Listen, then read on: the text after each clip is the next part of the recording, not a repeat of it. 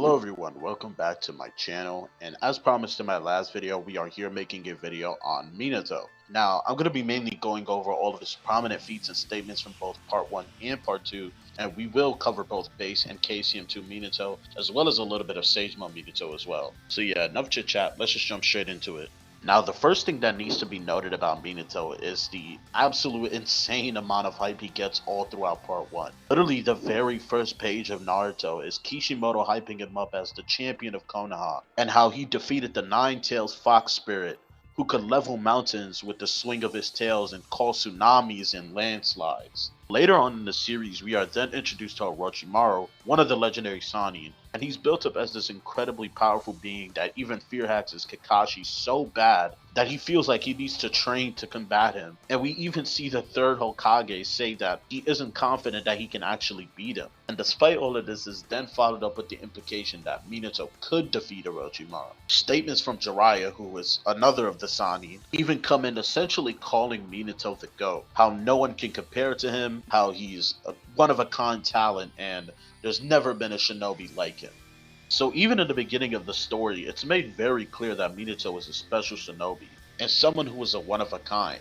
Now, outside of that, there's not exactly too much to go off besides lore, as his more impressive feats come later in part 2. However, before we actually move on to part 2, I managed to find this very interesting statement made from the weekly release of the manga. That unrivaled strength, that carefree smiling face, aiming for his level, everyone now sets off. Now, on the surface, this seems like another one of those generic, he's the most powerful kind of statement. I mean, nothing like we haven't seen before, which of course is still very impressive. However, I want to highlight exactly when this statement was made, as I think it's pretty interesting. You see, the statement was written in chapter 238 of the manga.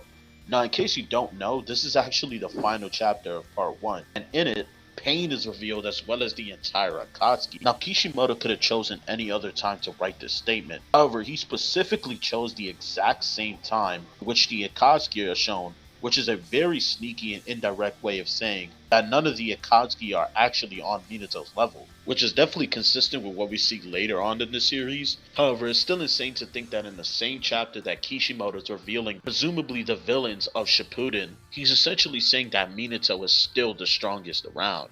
Now we get into part 2 of Naruto, in which Minato is finally fleshed out a lot more. Pretty much all throughout part 2, Naruto is constantly trying to surpass Minato in some way, whether it's speed, strength, or even in Sage Mode. Kakashi even notes how he believes Naruto is the only one capable of actually surpassing Minato. While we're on this subject though, I want to take a minute to talk about the idea that Minato's AP is on par with base Naruto, specifically the Rasen Shuriken. This comes from a statement made in the volume summary. In it, it says, it's Naruto who takes down the enemy with a display of power that rivals even the 4th Hokage. This is in reference to the Rasen Shuriken Naruto uses to defeat Kakuzu, which would mean that Minato's power is on par with the Rasen Shuriken. Now, for whatever reason, people use this to downplay Minato's AP. However, if you actually looked into it, you would know that the Rasen Shuriken is absolutely busted. The databook describes it as a striking blade of certain death, and even goes as far as to call it the most powerful. So maybe it's just me, but I don't see how rivaling power that causes certain death is exactly an anti-feat.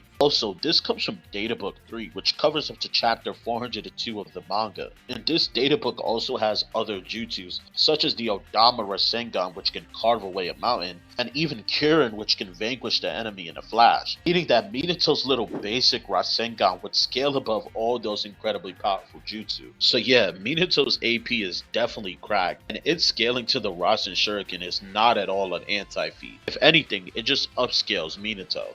Moving on though.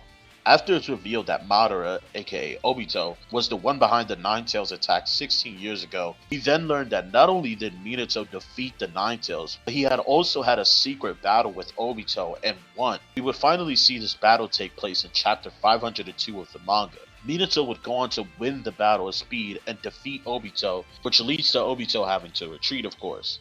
Keep in mind that Obito is so powerful that Minato believes Naruto would need to master the Nine-Tails in order to defeat him. So seeing as Minato defeated this Obito, this would place Minato in the KCM2 ranges of power easily.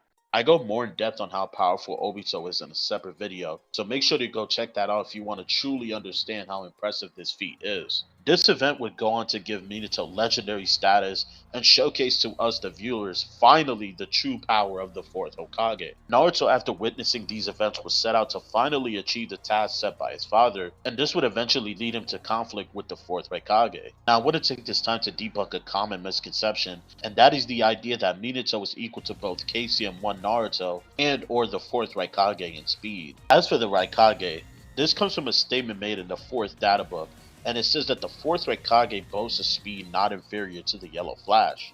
Now the main point of contention I have with this statement is specifically the Yellow Flash part. You see, the Yellow Flash moniker is something Minato garnered and was commonly referred to when he was a Jonin. Something I want to point out is that in this very same arc, Raikage goes on to say that Minato was actually faster than him. And the only reason he would be considered the fastest shinobi right now is because Minato was not around. So how can Minato be faster and not faster than the Raikage at the same time? Well, simply put, the statement that says A is as fast as the Yellow Flash is simply referring to Jonin Minato. Now, one of the supposed debunks I've seen to this comes from a statement made in Databook 2. In Minato's Databook page, it says everyone respects him and fears him and calls him the Yellow Flash. Now, for some reason, people assume the him in question is actually Hokage Minato. However, it's never shown or stated to be talking about Hokage Minato. In fact, if you actually look at not only the paragraph, but the entire page, you can clearly tell that it's recounting Jonin Minato and not Hokage Minato. And the reason for this is because Databook 2 covers the Kakashi Chronicles, which essentially recounts Minato as a Jonin, and his days as the teacher of Kakashi, Obito, and Rin. So in essence, the statements comparing A and Naruto to the Yellow Flash are most likely in reference to Jonin Minato. Contextually, it makes a lot more sense to be in reference to Jonin, since most of the scenes referenced during the fight are from the flashback of Jonin Minato versus the Raikage. And of course, since KCM1 Naruto is also compared to the Yellow Flash, the same logic would apply to him as well, meaning that KCM1 and the Raikage are only as fast as Jonin Minato, not Hokage Minato. Another thing I want to address real quick is some people ignorantly claiming that Minato did not get stronger from when he was a Jonin. First of all, we know that Minato had fought B and A multiple times after their first encounter, and A seems to know how powerful Hokage Minato is, which implies that they have battled when they were Kage, meaning that Jonin Minato will still be fighting and thus still be getting stronger from said fights. Also, this one might be a little shaky, but it's still worth mentioning that it's not exactly clear when he learned Sage Mode. So there's a possibility that he could have gone through Sage Mode training after he became Hokage. There's also the fact that we know Minato had tried to develop more jutsu, such as his own nature transform Rasengan, and we already know how much more powerful it made Naruto, so the same should apply to Minato. It's just very consistent throughout the story that ninjas do train and do try to get stronger. This is not some foreign concept. We see this multiple times with people like Guy and Kakashi, for example, on top of other characters like A and Gaara specifically training for the position of Kage. So it's just really disingenuous to say that Minato, who's touted as a super genius, would just somehow get lazy and wouldn't try to go stronger to protect his loved ones and his village. Now that I've pretty much covered Minato as a Jonin and Hokage, it's time to finally go over Minato when he's revived by the Edo Tensei.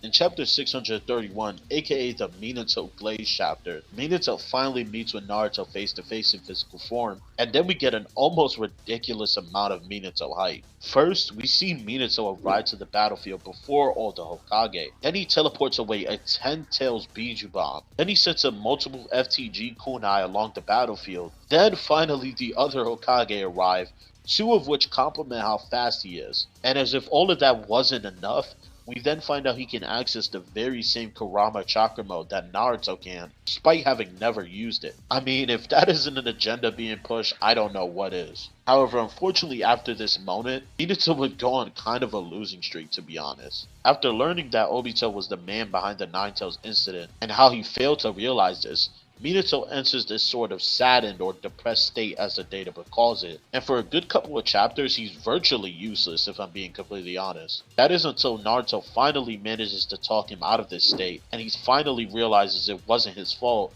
and he did not fail. In fact, he actually succeeded through Naruto. Minato finally regains his senses, and him and Naruto charge at Jubito. Minato in KCM2 is able to combo attack and even react and combat at the same time as KCM2 Sage Mode Naruto. You literally see them ward off Obito's flame attacks simultaneously, putting them at relative speeds. Keep in mind that this is Sage Enhanced KCM2 Naruto, and we know that Sage Mode gives an enhanced danger perception, which allows the user to react much quicker. And despite all of that, Minato is still able to move in tandem with Naruto, which goes to show that once Minato is going all out, he is incredibly fast.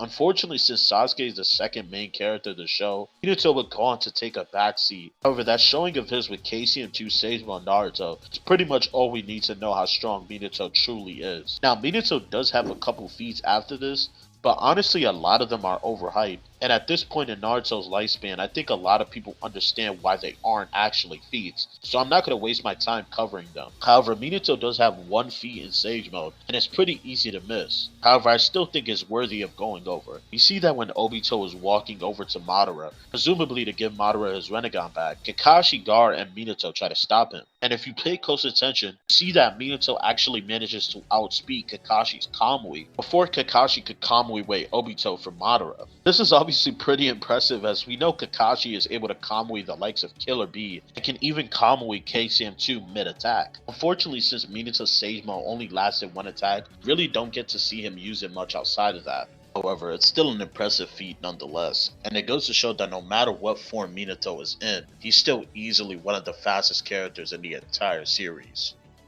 Yeah, that is going to conclude the video. I want to thank all of you who have been watching the videos and liking and commenting on them. I do read all the comments and I very much appreciate them. I know it's a new year now, 2024, so I'm pretty excited to continue making videos and hopefully grow the channel a lot this year. Keep in mind, this is only my third video and I have no plans on stopping. So with that in mind, I want y'all to like the video and make sure to subscribe as well for future content. Thanks for watching and goodbye.